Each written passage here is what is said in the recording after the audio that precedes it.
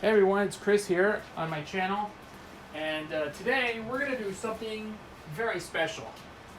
Um, this is one I just picked it up today at the place called the Annex Antique Center for 28 bucks. I picked it up today.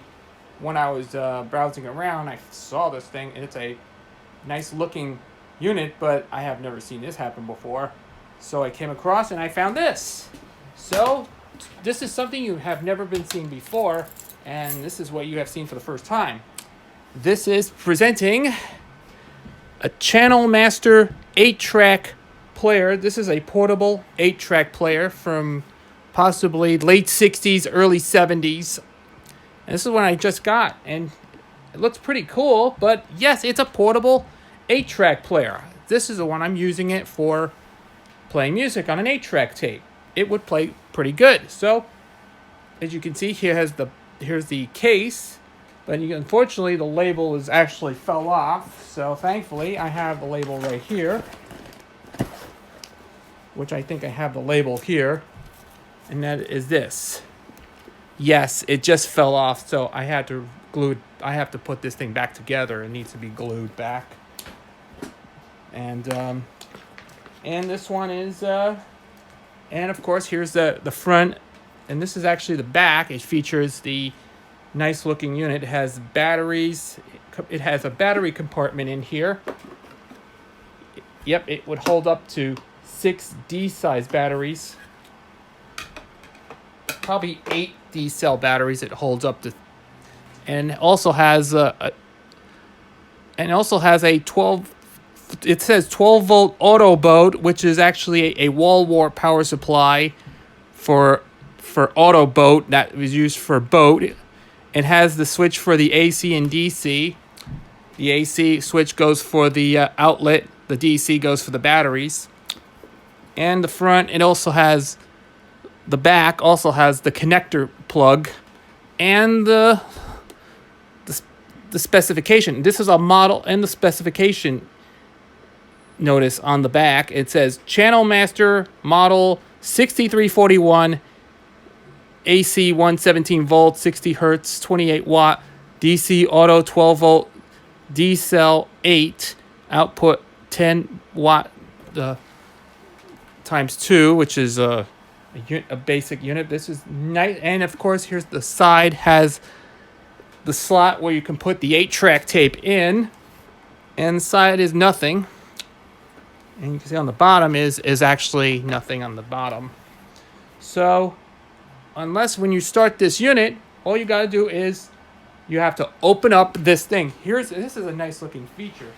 Oh, and I forgot to tell you, this side holds up.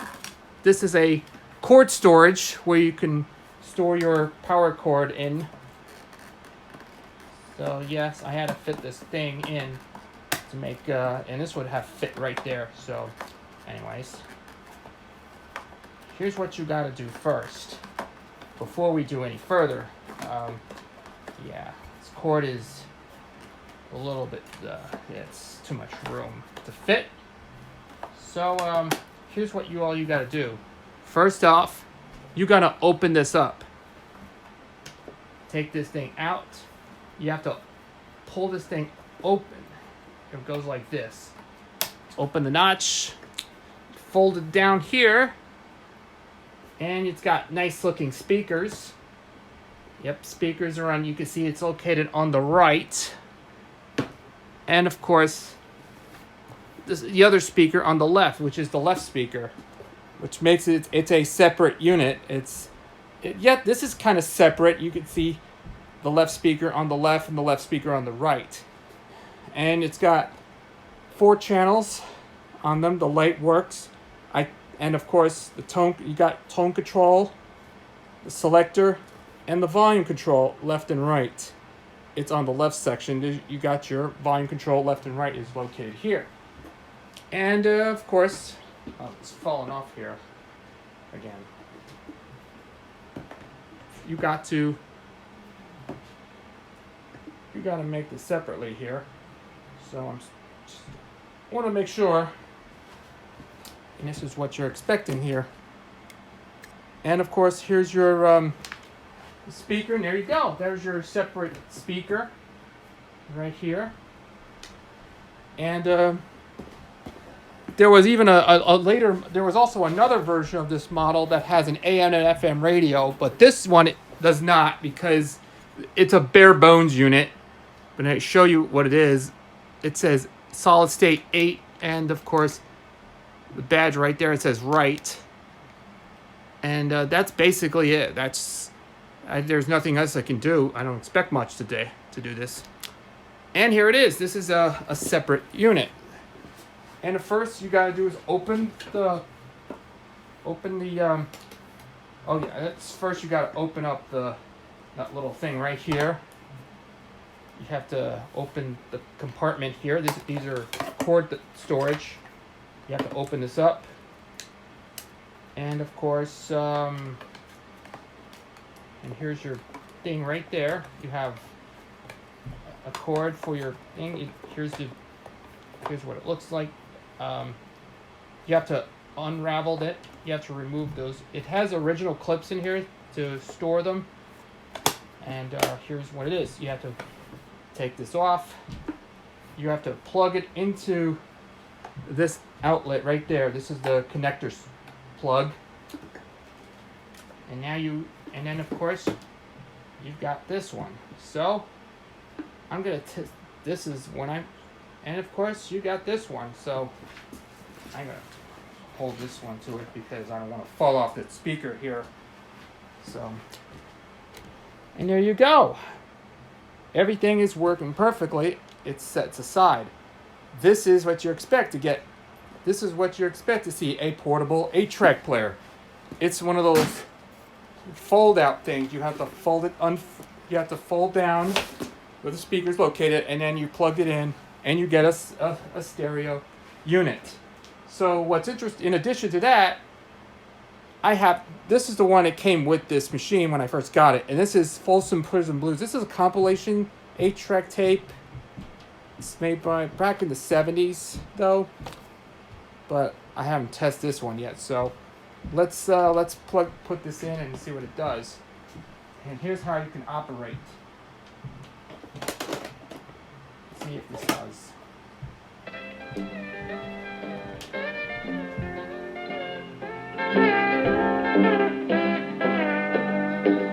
It's working.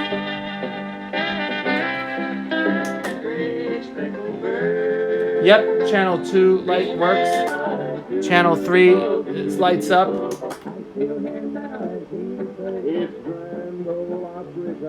And channel 4 lights up. It's a little muffled here. And of course, channel 1, the light is dead. Yes, you see the channel 1 light is completely dead. But I don't have to worry about that. It's replacing. Yeah, if you could actually replace that dead lamp with a better one.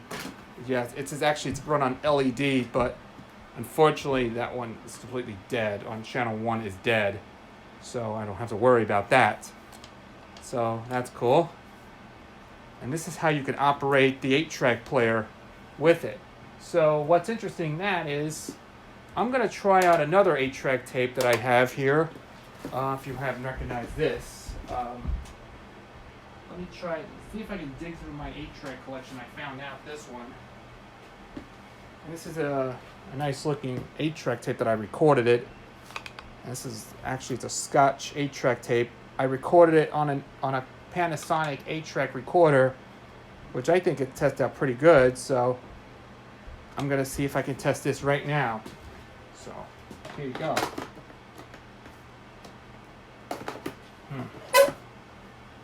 Just stay so long and I'll be missing you.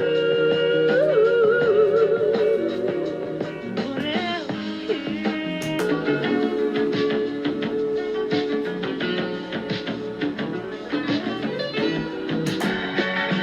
no more will heartaches be coming around. Gonna chase your misery out of town. It's time to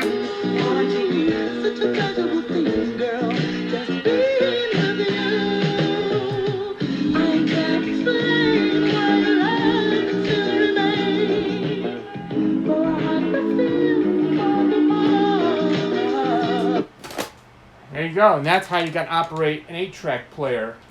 So, overall, it's actually running pretty good. And I checked the inside of this unit. When I first got it, I had to spray the contact cleaner to clean the volume control. When I first got it, it says, when I bought it for $20, it says static thing. It caused a lot of static, but over the volume control, so I had to do spray with contact cleaner, and it does the rest. So that was very good. So that's a good sign here. And also, in addition to that, I always want to test out something good, but I like to see if I can think about testing out this one. I'm just going to show you a little bit of time here, because this is something pretty cool. If you love these 8-track, this player, this is a very good unit where you can take it out on the go, or you can take it out on the beach, or on a boat ride, or whatever it is, or you can take it on a picnic or whatever. This is actually a nice looking 8-track player for you. And also, I'm going to test out a nice looking one. I'm going to test out a Sparkomatic 8-track cassette adapter. Right here, I'm going to be testing out right there. And also, I like to try to test this thing. So what happens is, I'm going to test this right here, because I'm sure this is yeah, and you can tell yeah, you can see when I got this about a few months ago, when I bought it because the original one was lost. Yeah, and you see there's that dongle right there. The wiring it's not good. I'll think about ordering another one someday. But I'm gonna test out a tape right there, because I would like to see if I can test this the cassette part of it. I like to see what it is. All right, here's the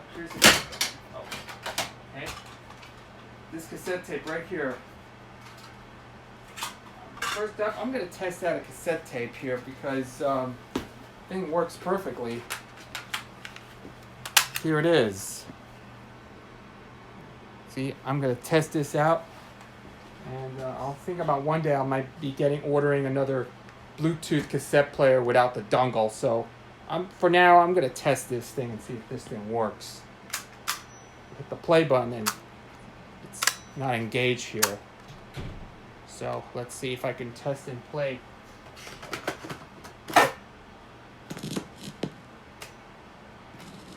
It's not moving right now.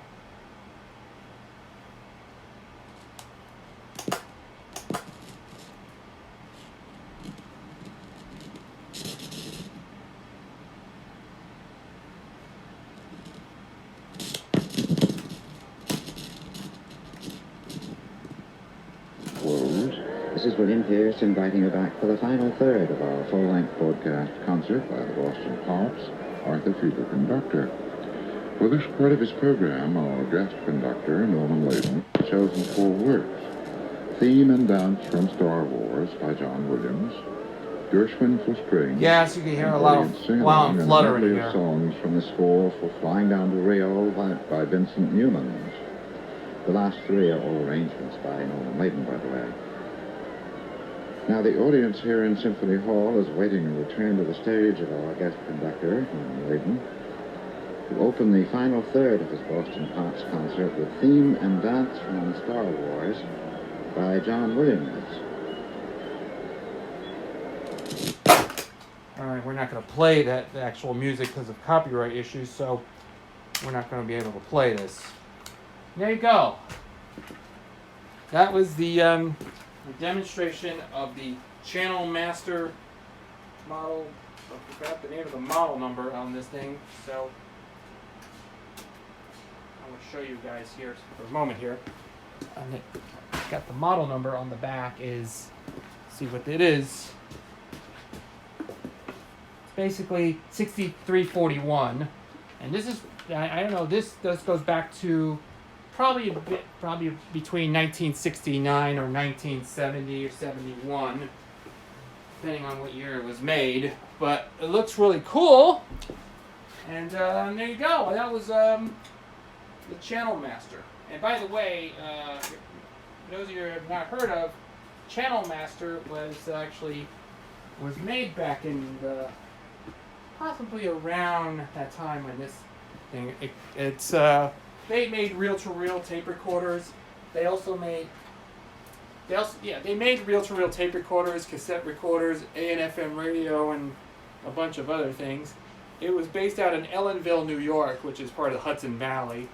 And of course, the name's still around, but it began in 1949, and of course, after that, by the 80s, they went into some sort of cable TV equipment or anything like that. And this was why they're known today. But there's a website called channelmaster.com. If you want to check this out, this is actually a site we're talking about products and everything like that. But Channel Master is still around, I guess. So anyway, hope you all enjoy this nice looking demonstration video. Unfortunately, I will not going to be buying another machine anytime soon because my parents told me not to buy them. So this will be the last one, I guess. So for now, I'm going to be taking a break from buying some of the equipment. So I'm happy with this unit. So what's going to happen after I finish playing, you got to unplug this thing. You've got to fold it back the way it was, and of course, put it back in, and you're ready to go. Or you can also hang the cord. You also need rubber band to put it here. So this is what I expect to see, something really nice. Here's what you do.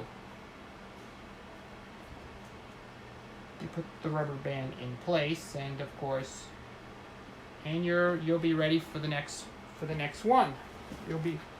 There you have it. That was the Channel Master.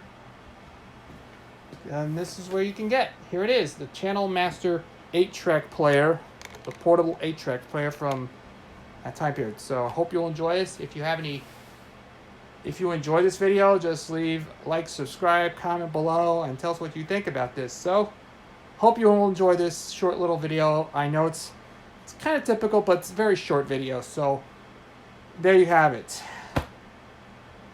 I'm not going to be.